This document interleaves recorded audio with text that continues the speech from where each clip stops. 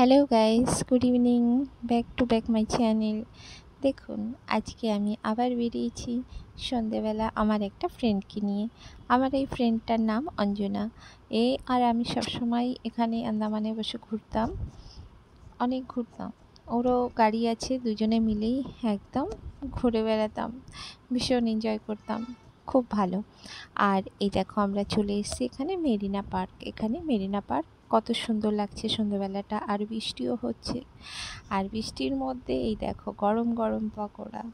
আমার ফ্রেন্ডের ঘরে চলে এসেছি। আমার এই ফ্রেন্ডের ঘরে এসে এই গরম গরম পকোড়া করছে, পনির পকোড়া।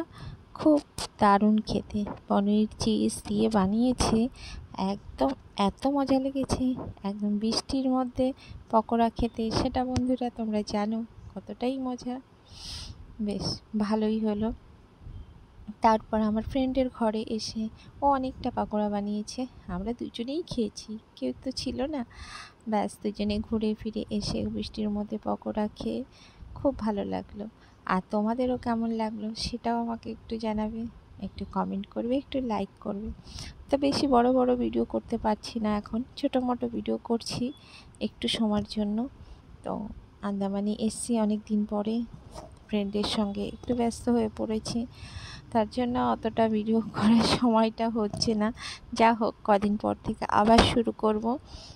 আর তোমাদের একটু বড় করে ভিডিওটা দেব।